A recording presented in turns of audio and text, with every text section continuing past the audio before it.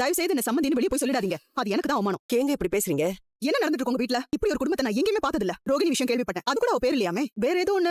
அவ பேர் என்ன? கல்யாணி. கல்யாணி. அவ ஊரும் மலேசியா இல்ல, பேரும் ரோகிணி இல்ல. இதுல ஏற்கனவே கல்யாணம் ஆகி குழந்தை வேற பெற்றிருக்கா. இப்படி ஊர் பேர் தெரியாதவள மருமகளை கொண்டு வந்திருக்கீங்க. அவ எங்களை நம்ப வச்சு ஏமாத்திட்டாங்க. நீங்க ஏமாந்துட்டீங்கன்னு சொல்லுங்க. அவ பணக்காரின்னு சொன்ன உடனே என்ன ஏதுன்னு விசாரிக்காம உங்க பையனுக்கு கல்யாணம் பண்ணி வச்சிட்டீங்க. உங்க மேல தான தப்பு இருக்கு. விஷயம் தெரிஞ்ச உடனே உங்க மாப்பிள்ளை வீட்ல இப்படி ஆயிடுச்சுன்னு எல்லாரும் எனக்கு ஃபோன் பண்ணி துக்கம் விசாரிக்கிறாங்க. எனக்கே அசிங்கமா இருக்கு. உங்களுக்கு அசிங்கமா இல்லையா? மத்தவங்களா இருந்தா தூக்கிலே தொங்க போயிருப்பாங்க. என்ன சம்மதி பேசுறீங்க? அவ பண்ண திருட்டு வேலைக்கு நாங்க ஏங்க தூக்குல தொங்கணும்? இப்ப குடும்பமான போயிடுச்சு. ஊரே அத பத்தி தான் பேசுது. ஒரு சாதாரண பொண்ணு உங்க வீட்டுக்குள்ள வந்து இத்தனை பேரை ஏமாத்திட்டு போயிருக்கா. அது கூட தெரிஞ்சுக்காம இருந்திருக்கீங்க. அவளை நம்பினதுக்கு இது எங்களுக்கு கிடைச்ச போடும். வேற என்னத்த சொல்றது? ஆனா அந்த கல்யாணி புத்திசாலி தான். பணக்காரின்னு சொன்னா நீங்க விழுந்துருவீங்கன்னு அவளுக்கு தெரிஞ்சிருக்கு பாருங்க. இதுக்கு தான் பேராசை இருக்க கூடாதுன்றது. இதெல்லாம் முன்னாடியே தெரிஞ்சிருந்தா எப்படியாவது என் பொண்ணை இந்த வீட்டுக்கு மருமகளா வராம தடுத்துருப்பேன். இப்போ உங்களால நாங்களும் 4 பேருக்கு பதில் சொல்ல வேண்டியதா இருக்கு. எனக்கு என்ன சொல்றதுன்னே தெரியலங்க. இப்போ ஸ்ருதி இந்த வீட்ல இருக்கறதே எனக்கு பிடிக்கல. அவர் கூட அவளையும் மாப்பிளையும் வீட்டுக்கு கூட்டிட்டு வந்துடலாமான்னு கேட்டுட்டு இருக்காரு. ஆனா என்ன பண்றது? நான் இத சொன்னா என் பொண்ணு கேட்க மாட்டா. இப்படி ஒரு குடும்பத்தோட வாழணும்னு அவளுக்கு தலை எழுத்து. உங்களால எங்களுக்கு அவமானம். அம்மந்தே, இப்ப என்னமா உங்களுக்கு அவமானம் நடந்துருச்சு? இங்க நடந்துக்கிற விஷயம் அப்படி. பாருங்க, ஒவ்வொரு குடும்பத்திலயும் ஏதாவது ஒரு பிரச்சனை இருக்கத்தான் செய்யும். பிரச்சனையே இல்லாத குடும்பம் எதுவுமே இருக்காது. ஆனா இப்படி ஒரு பிரச்சனை எந்த குடும்பத்திலயும் நடந்ததில்ல. அப்படி ஒண்ணும் இங்க பெரிய பிரச்சனையா நடந்ததில்ல. ரோகிணிக்கு இங்க வர்றதுக்கு முன்னால வேற ஒரு வாழ்க்கை இருந்திருக்கு. அத அவ மறைச்சது பெரிய தப்பு தான். அதெல்லாம் சரி நான் சொல்ல. அதுக்காக இந்த குடும்பத்துமான போகுதுங்கிறது என்ன? அப்படியே இருந்தாலும் நீ அதை பத்தி கவலைப்பட வேண்டாம். எங்க குடும்பமானத்தை காப்பாத்திக்க எங்களுக்கு தெரியும். உங்க வீட்ல நாங்க பொண்ணு கொடுத்துக்கோமே, எங்களுக்கு தான் அது பாதிக்குது. என்ன பண்றது? சொந்தக்காரங்க ஆயிடுச்சு. சொந்த பந்தம்னா கஷ்ட காலத்துல ஒரு ஆறுதலா இருக்கும். ஆனா என்ன பண்றது? இந்த மாதிரி ஏதாவது கஷ்டம் வந்துட்டா சொந்தக்காரர்களுக்கு சந்தோஷமா போயிருது. அப்ப உங்க கஷ்டத்தை பார்த்து நாங்க சந்தோஷப்படுறோம்னு சொல்றீங்களா?